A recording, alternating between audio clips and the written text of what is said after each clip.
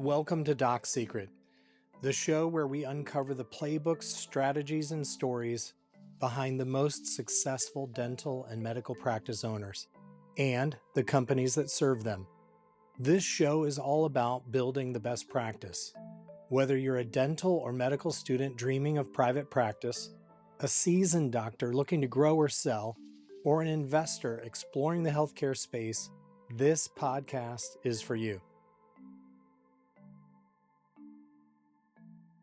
I'm your host, Kevin Carl, and in today's episode, we're diving into the business side of dentistry and growing a practice. Let's get started. Welcome to Doc Secret. Joining me is Dr. Stephen Lim, a leader in the dental industry, having founded and built a 3-location practice: Rockefeller Center, Grand Central Station, and the Upper East Side, all in the heart of Manhattan. And importantly, he has done so with humility. Dr. Lim, Stephen, if I may, it's my pleasure to welcome you to the program. Yes, you definitely may call me Stephen. Thank you, Kevin. I'm honored to be here, and thanks for the recognition. Well, Stephen, first, congratulations on your success. I know our audience is looking forward to learning some secrets from you today. Let's start with your story. What drew you to dentistry originally? Yeah, I was sort of didn't know my path in college. I was just finding my path, and I had a roommate who really knew what he was, out to do, which was apply to dental school and become a dentist. And so that sort of got me intrigued, and I just did the things he did, and he helped me. He was from Canada, so I took the DATs, and then he took the Canada exam. He comes from, I think his mother's a dentist and his father's a doctor. So he got me into it, and it turns out it was the right trade for me. Ironically, he is now a neurosurgeon. He transferred out of dental school, but I think our crossing paths. His purpose was to lead me to dental school and then move on to a different path for himself. Nice. Well, was owning your practice always the plan once you set your mind on dental school? I would have to say no. It was, not. I just always wanted to work for someone, and even growing up, I think. My parents immigrated from Korea, and my father, I think in hindsight, he was a good businessman, but I think he had some challenges. And so the it was told to me that it's not in my blood to do business. So I thought I was steering clear of that by going into dentistry, but lo and behold, I wound up totally into business now, managing the business side of dentistry and everything else that comes with success and having means. Well, clearly you've proved them wrong. You've definitely got business in your blood and great business instincts, and that's certainly shown in your work. For where you are now, what's your vision for your practice and where are you on your journey? Yeah. Well, the vision for my practice, I should mention when I first started, my tagline was dentistry with integrity. I started at a time where I think dentists had very little accountability. People were transitioning from the yellow pages to Google, and yeah, so that's where I felt my calling there. Just really having accountability as a dentist. Now our tagline is "We go the extra smile." I like that. Yeah, and in New York City, where I've only practiced in New York City my whole career, our core values are honesty, care, and hard work.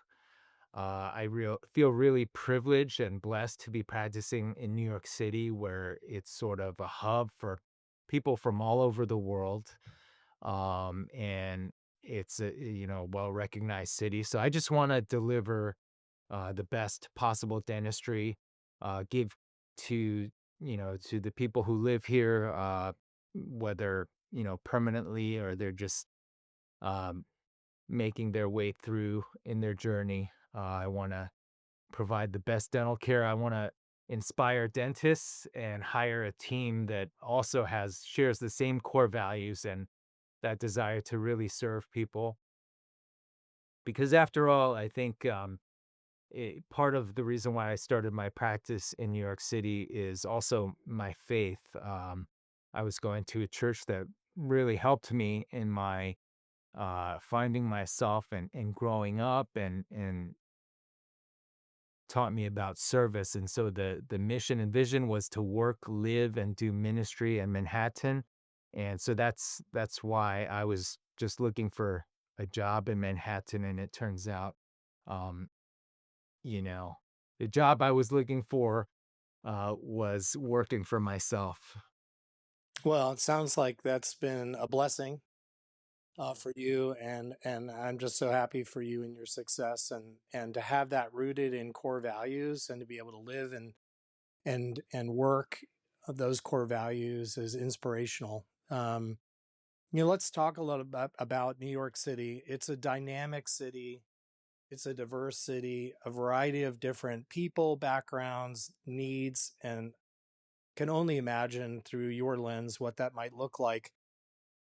We'll talk a little bit about that. I'd like to dig in on that. But a question here is, how did you go about building a multi-location practice in New York City? That'd be good context for our listeners. Yeah, so I did that all. I think the business term is de novo or greenfielding, basically organically. I never bought any other practices or charts. It was purely by demand, and so that's something I'm proud of. And I did take financing in the beginning, but the third practice actually I was able to finance myself, and so we're debt free. Three locations, I would have to say, we got breaks and it was sort of the perfect storm because I started out when the internet review first started, and there was this site called Dr. Oogle, and the Google search engines actually picked up from it. And uh, little did I know people were putting up reviews about me as I saw them, and eventually I made it to the top of this Dr. Oogle dentist review site where they have the top 3 best dentists and then the bottom 3 worst dentists in the country. Yeah, so we made it to the top of that, and then that was great. We got a lot of new patients from that. At one point, I was told by a Yelp representative that we were actually the first Yelp client on the entire Eastern Seaboard. So Wow. that was a bit of a break for us. That disruption, I think there was with the internet review, and just speaks to the accountability. So. Um, yeah, just, the demand was there. So it looks like about every 5 years, we got a lease, got renovated, and built out a new office, every 5 years, and now we're Yeah, that's amazing. I'd like to dig in on that a bit. Building one successful location in Manhattan is a feat. So, how did you know it was time to open a second and a third? Yeah, yeah, well, definitely, with the second, we were just booked out, like, maybe 5 months in advance. So, right off the bat, I knew we had to figure something out, and, when I found out the place was in the Rockefeller Center, I knew we had to be there. It's the city within a city. It's just recognized all over the world. And we were fortunate to get that lease. I think it was a bit of providence, but a big name, let's just say, was about to take the lease, and then it fell through. So we came and picked that up, and it's less than a mile actually from our first location. And the interesting about that was that it had a dual purpose of serving our overflow patients, but also seeding a new location where we got a new base, a new clientele. And so I know we pretty much have the whole office at NBC and some other offices that are in the Rock Center. So that worked out well. Um, Say yeah. so. Yeah. Amazing. And by the way, from the get-go, when you took that lease, did were all the chairs in the office yours? Did you have anybody guesting in there, or is that all 100% your business? Yeah, it's 100% my business. There was, I think actually the previous dentist, he practiced into his 90s. And it was a great office. Like they had in the dental chair so that you could see down into the rock center, he would have giant mirrors suspended from the ceiling. And on the end of them would be Coke bottle caps so that while the patients were lying down, they would see the reflection of the Rockefeller Center. I think he was, for his time, he was ahead, and, I think he even his patients were some of the members of the Rockefeller family, but we had to gut renovate it, so Hmm. basically yeah, did the build out to my liking, and, I'm ambidextrous, and so I particularly like the chairs in a way where they can be switched easily, left and right, the even the assistance console so that depending on what we need to do, we can switch the setup. Yeah, that renovation bit and all the construction. That sounds like a challenge in and of itself, particularly while you're still seeing patients. Could you share a little bit about what some of the biggest growing pains were for you during that transition? Yeah, definitely. It was, I think doing any kind of contract work is pretty stressful, um, and especially in New York City. I think the saying was everything is 3 times as expensive and takes 3 times as long and probably 3 times the headache. So had to deal with that. But it is the lack of focus having to handle so many different things all at once. That I think that's what made it tough, and I'm glad to have survived that. So actually, our third office, I handed the reins off.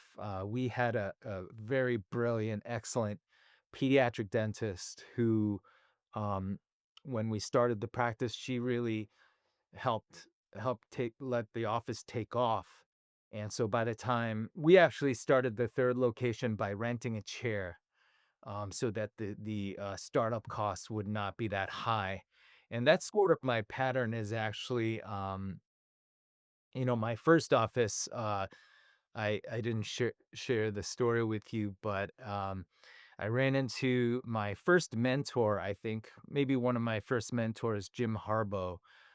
Just met him at a networking event where older dentists and younger dentists were introduced to each other. Um, I didn't think we had much in common.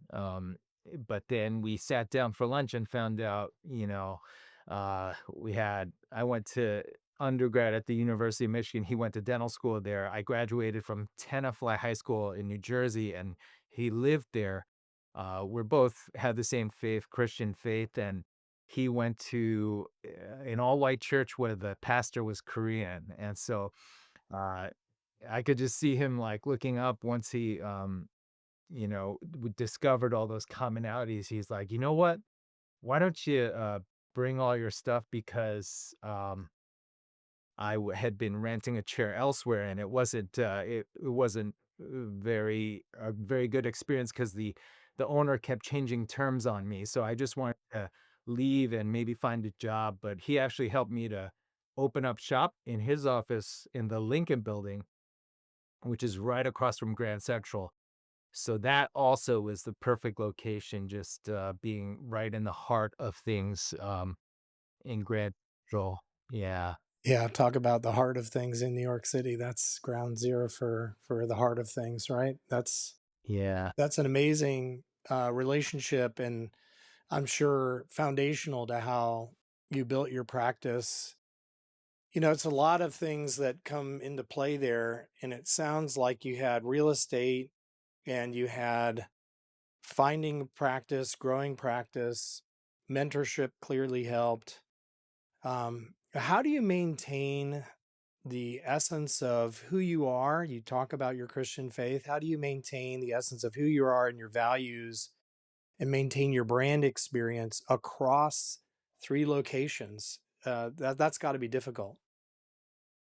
Yeah, I think it's through building culture, and I discovered and learned what that was, and having core values. Our core values are honesty, care, and hard work. Some people will say, "Well, that's a given," but it's not always a given. And I think, particularly in New York City, not to knock it down, but yeah. So we hire and fire by our core values. Over time, the people who subscribe to that, who that jives with, they wind up staying with you, and you build friendship and family right at the workplace, and so that's been key.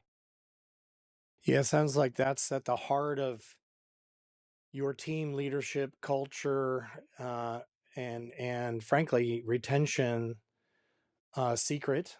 Since you've done that well, how have you evolved that? So, supporting a team in multiple locations, that's also got to be supported by some sort of system or technology. Are there systems or technologies that have been game changers for your operations?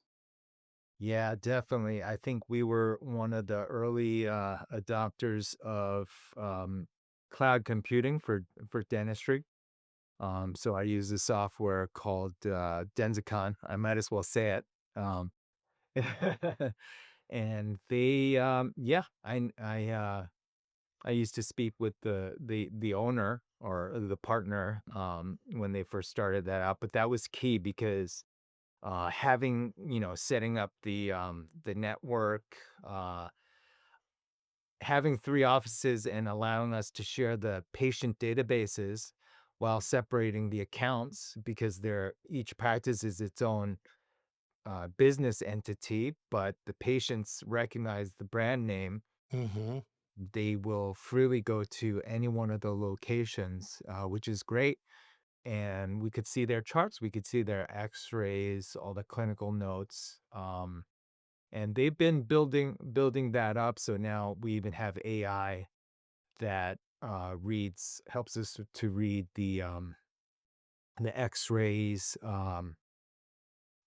Yeah, so a lot of good technology, and I always say, we only use the technology that works because definitely not all of it is great, and sometimes it needs to be improved before you really want to adopt it and start using it.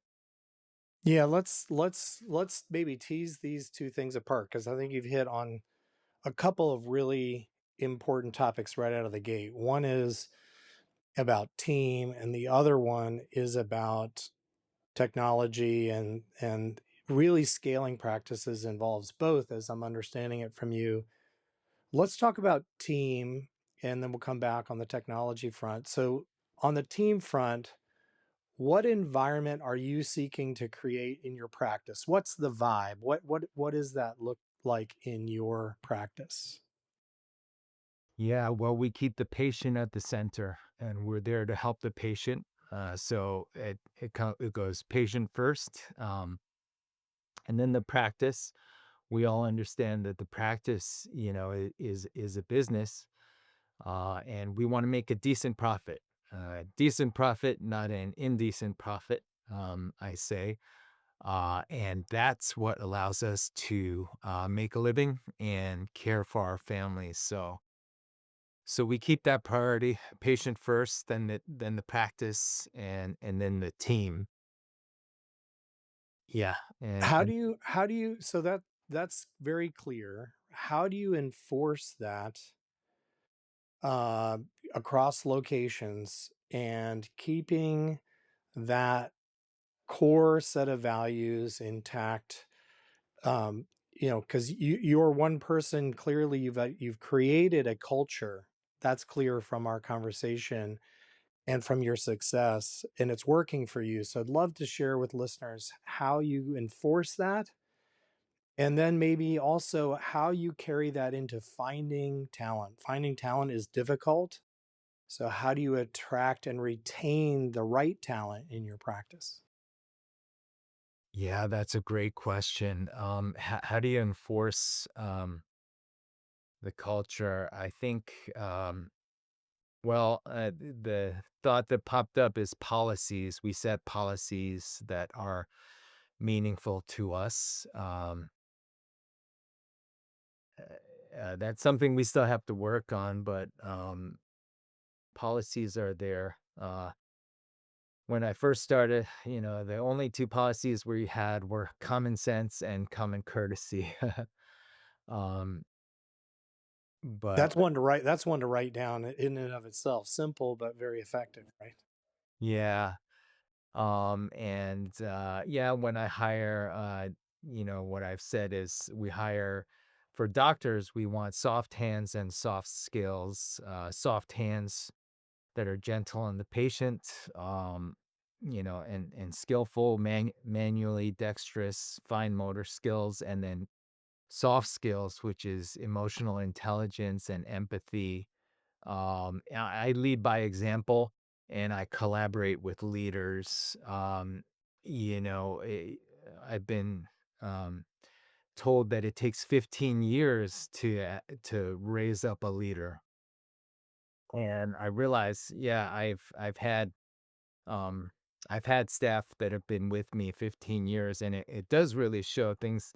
They know everything almost as well as I do, and they know how to handle things. And so I collaborate with them. I give them feedback. We build each other up, and yeah, and we handle the problems using common sense and common courtesy.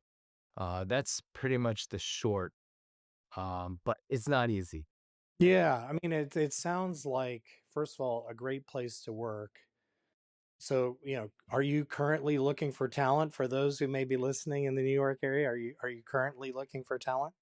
Yes, sir. We're always looking. We hire for unicorns, and we have a great team. And yeah, it is a bit of a revolving door, especially in New York. You have people who leave maybe because they don't like the culture or whatever it is. But then there's people who are just moving on. So I think there's high turnover of staff in New York.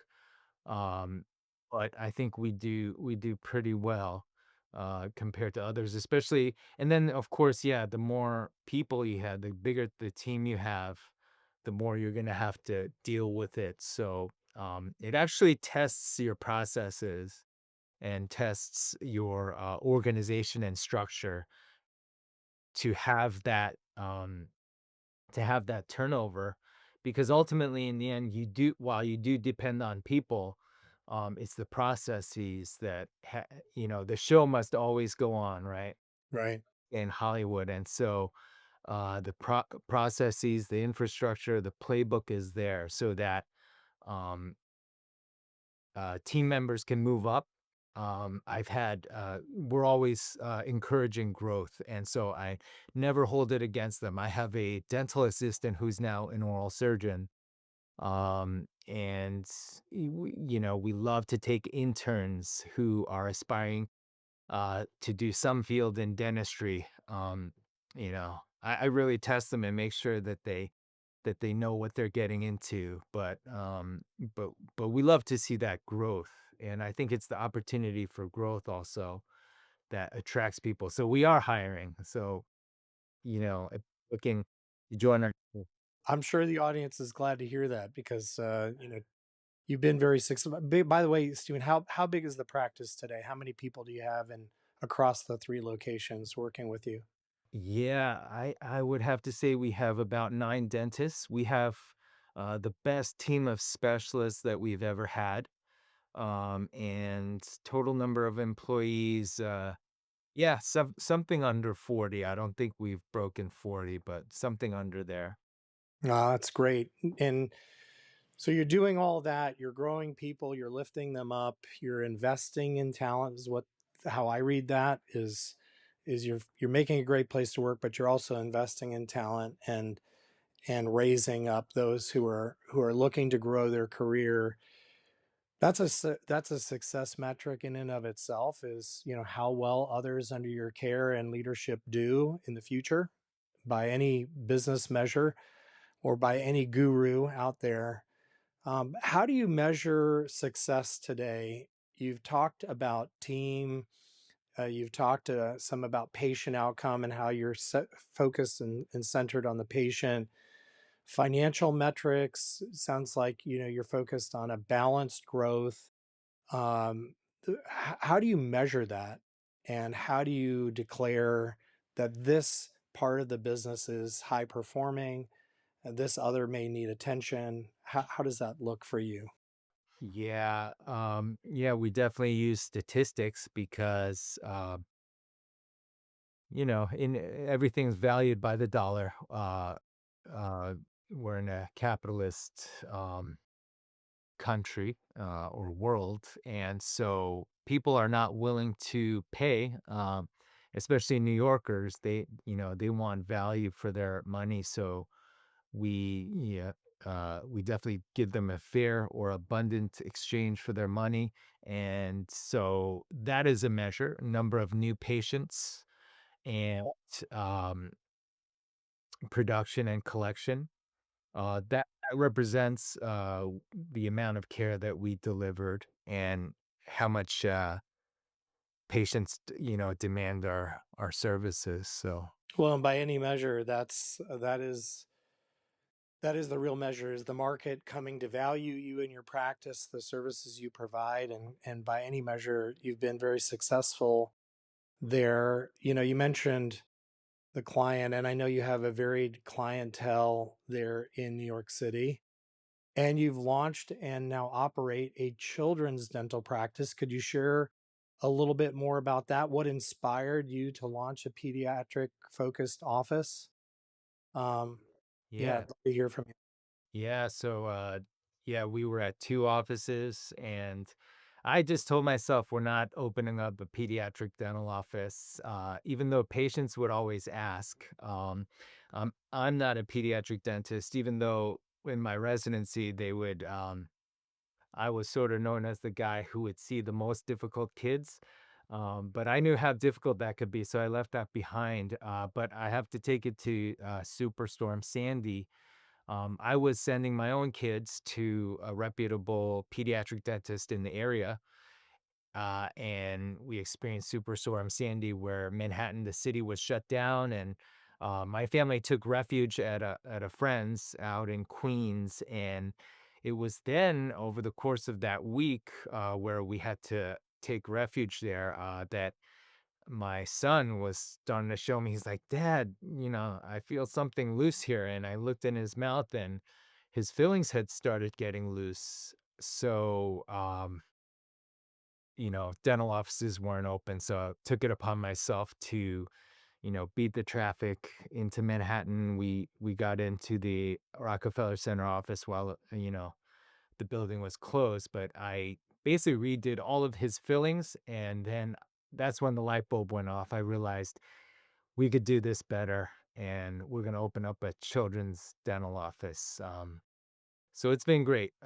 There's been times where I've regretted it, but in hindsight, I do not regret it now because we see the entire families, and that's what's awesome. We see kids when they're, all the way up to adults, and then we see the adults that came in, got married, and have kids, and it's really nice. Yeah, yeah, I can imagine the the the vibe of that office must be pretty special. How is the pediatric dental business different operationally and maybe also financially from general dentistry? Yes, thanks. The payment structure is different. The insurances and well, I don't want to center around insurances, but that is uh, part of everybody has insurance and they want to use their insurance, so they pay a lot more for preventive work. Hmm. Patients obviously are different. They're minors, and then and then the parents, you deal mostly with the parents, and so that's a different dynamic and type of interaction. And it takes a certain personality, I think, to work in a pediatric dental office. Obviously, you have to love kids, but you also have to have that ability to give them what they really need. You have to be stern and sometimes endure the screaming. Yeah, so it is very different. Yeah, and you're interacting obviously not only with the kids but also parents. Trust is a huge part of your practice and growing a business like that. How do you market to families and build trust with parents? Yeah, we definitely outreach to the community, with whether it's sport leagues, schools, or other medical offices. But yeah, the thing is, with social media now, you do well to, you service each patient and their family well, and they'll talk about you on their Facebook moms group. Or sometimes we don't even know it, and we have a what do you call those, a influencer come in without our knowing. They've posted a video and then people hear about us. So internal marketing is what it is. And when I first started, someone told me that that's the most important thing: internal marketing, the patient's experience once they step foot in the door, or even from the moment they call you. Yeah, that's families gather, families talk, and particularly in my own experience, the moms talk a lot. And in the influencer world, there's no hiding. And so the converse of that is there's also a great mouthpiece for a great practice that's focused on patient care. And that seems to be working for you. Maybe a short aside, what's the biggest misconception then about running a specialty pediatric practice? What do people misconceive? What are they getting wrong about what it's like to run a pediatric practice? Yeah. Um, well, they're not all the same. There's the good ones and the not so good ones. And what I learned, because I'm not a pediatric dentist, is the even the pediatric dentists are not all the same. Yeah, hiring the right one can make or break you. We hire for unicorns. And you don't always know it, but when you find them, you know it. That's when you know it. Hmm. Yeah. Yeah, yeah, and then the market speaks to you very quickly, I'm sure. It seems to me that there are a lot of misconceptions in general about building a dental practice, and given our audience, I'd love to talk some about the business knowledge that dental school skipped, right? What is it that you didn't learn in dental school that you've now learned in the business side of your practice?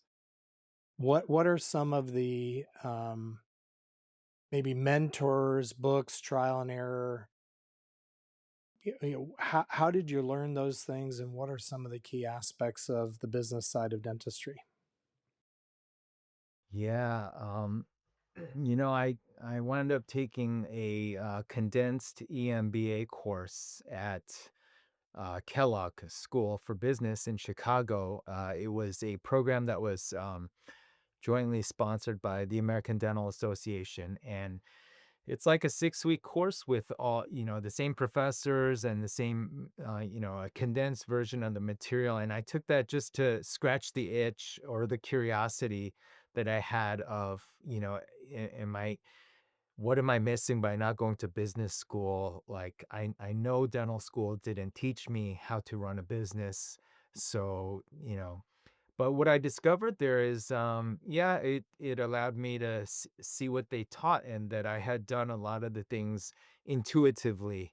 Um, and so that gave me a bit of confidence. But yeah, um, I've interacted with people, especially now after once DSOs started coming into the space, after the great financial crisis around 2008 and 9. I met like startups. I met a Harvard business grad who did like dry roll ups for other industries and was in dentistry. So I had a lot of mentors, share a lot of ideas.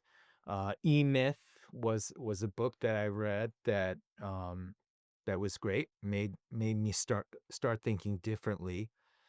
Um, yeah, and you just have to, as far as mentors, it's hard to find one person that knows it all.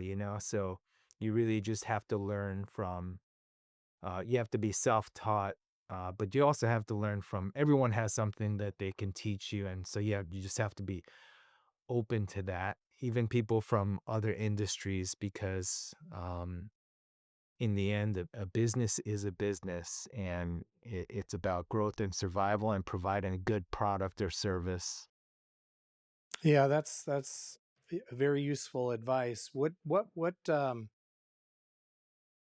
advice would you give to somebody coming out of medical or dental school today around this topic of finding mentors, or how would you advise them to expand their horizons, get out and talk to people? How does that look through the eyes of somebody that's come up through the schooling, and now built a very, very successful practice? Thanks. Yeah. Well, yeah, I think once you have to recognize that you don't know it all.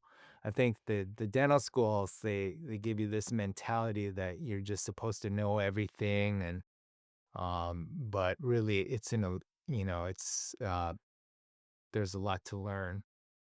I would say, do things in small steps and gradients. Don't try to figure everything out all at once. It is going to be a combination of experience and research. So yeah, just you know, find find the mentors you can. But Is ask trial and yourself, error, I mean, is how important is just brute force trial and error? It sounds like in this course of this conversation, you've talked about a couple of mentors, but you've got also a lot of lessons learned on your own time and with your own pain of growing a practice.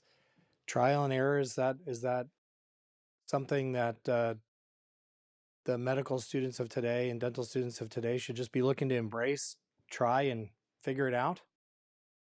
yeah, that could be a little dangerous. So it's not for everyone. Sometimes your situation will dictate to you what you need to do. There is like A/B testing, right? Where you do A and B and see what's better and pick the one that's better.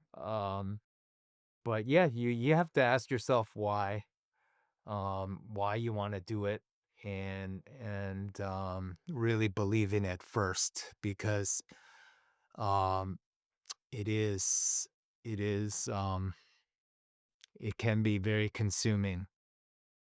Yeah, if given what you've been through, I think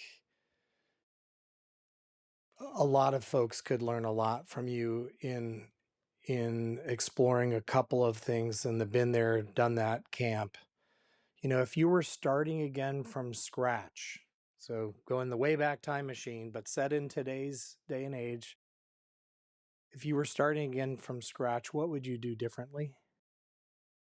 Yeah, maybe open up in a different area like California, warm. Yeah, oh, definitely hindsight is 2020, so probably a lot of things I would have done differently. But it is hard to see that, when you're starting out. So definitely learn from all your experiences if you can. Yeah, get business management training where you can. and read books. I love to do audibles, and actually doing audibles led to reading more books, interestingly. So yeah, I'm just constantly learning, and learn from your mistakes and learn from other people's mistakes because that will save you a lot of time. Yeah, just find someone who's been there and done that and ask them what their mistakes are. So asking good questions, I think, and being curious will allow you to ask those good questions that could, save you time and save you maybe some headache or bad experiences. Hmm. And you're operating in New York City, one of the most dynamic cities on the planet. You're touching a lot of lives. Could you talk a little bit about your faith and what that has led to for you in touching lives elsewhere? I understand that you've also done some mission work and some global work. Could you talk a little bit about that? Yeah, definitely. Yeah, as hard as dentistry is, just the job of dentistry and the business of it, I think it's having that community and just happiness and relationships outside of it that keeps you going. With my church, we used to go to mission trips to Honduras, and I would see, people that didn't have as much as we did, but they would always be happy and smiling. And so that taught me a lot about happiness. And so since then, I love to go on mission trips. I started my own nonprofit foundation. I didn't tell you this. Well, I'm actually right now currently doing a second doctorate program, Doctor of Ministry in Christian Community Development. Wow. Uh, and so with my nonprofit, at one point I looked into mobile dental vans. I talked to I forgot his name, but he started Henry the Dentist. I don't know if you've heard of him, but the very high-end corporate, high-end dental mobile vans that will go to corporate parks and service the employees there. I just found out that they're very expensive. I probably couldn't afford it, but now I buy portable equipment that I could take with me to other countries. So I've been to Vietnam, Costa Rica. I have plans to go to Paraguay and Mongolia, perhaps in the future, and Costa Rica. So, Jamaica I've been to. So, yeah, it's really great. Just sort of replenishes your soul and gives you perspective every time you go. So Wow, that's yeah. really inspiring. I hope when you write a book about all these adventures and your journey that we'll get to see pictures of you in the yurt in Mongolia giving some dental care to much needed folks. And I can only imagine the impact that you can have on a global basis. We take dental care, I think, having traveled a lot around the globe, I think we take dental care almost for granted in terms of the care and the quality, the consistency, the availability that we have. So that's great that you're able to do that and have that impact. Um, you're doing so many things. You're growing a practice. You're expanding your faith and ministry. You're focused on patient care. You're doing all these things. Um, this is set against a very dynamic backdrop in the dental space. There's a lot of challenge in the dental service organization market with, cheaper debt to buy practices early on that's now coming due. And we're all reading a lot about that in the industry. Um, could you share a little bit about your perspective for maybe a practitioner who is looking at a variety of options? What do they want to do? Do they want to grow? Do they want to invest time and energy in something outside of the practice? Maybe they're looking at financial options. Do you have a perspective on the DSO practice roll up type landscape? Yeah, I think, Dentistry is the last thing that I think private equity wanted to touch. And so they pretty much, the big corporations are all around it. And I think that's what the pressures of what dentists face as small business owners is, compared to the DSOs, where they have a lot more leverage negotiating with dental insurances and vendors and suppliers. So uh, I think the the the DSOs will be there, but they won't be able to really take over the whole dental service industry. I think of England, where they had the NIH, but then because the service was so poor, they opened up another private sector. I believe this is just from what I've people have told me, but so I think it's going to be I people like me who are in a group practice or have multi locations who have a little bit more ability to leverage with the insurances for reimbursements and with the suppliers to get things at lower cost, but also that has a team and a brand and culture and all of that. I think they're in a good spot. But yeah, it doesn't look as good for the solo practitioner. I think with the debt that the students come out with and the rising cost of things, it's just going to be harder and harder. So they're going to be faced with probably, joining a DSO and working there, or another option will be a private practice and partnering in a group practice. That's what I think. Yeah. Yeah, thanks for sharing that perspective, Stephen. There's a lot of changing in the environment, and a lot of folks, whether they're an experienced practitioner or they're a dental student coming out of dental school, many of whom with a lot of debt, they're looking at how to make their impact. I know this conversation's been wildly useful for them. And, we conclude every one of our shows with a lightning round, a speed round where we ask some rapid fire questions. I hope you're okay with me firing some quick answer questions at you. I'll try my best. Yeah. All right, well, let's jump in. Um, Here we go. Name one dental tool or technology you can't live without. My dental loops can't work without those. Got it. What's one mistake every new practice owner should avoid? Not letting go of that patient you should have let go, because you're not going to satisfy them no matter what you do. Great. Coffee or tea before a full day of back-to-back procedures? Coffee. What's one word that describes your leadership style? Collaborative. What is something that few people know about you? Um, I carry a 7 iron I'm a righty, so I have righty clubs, but I carry one lefty 7 iron in my bag.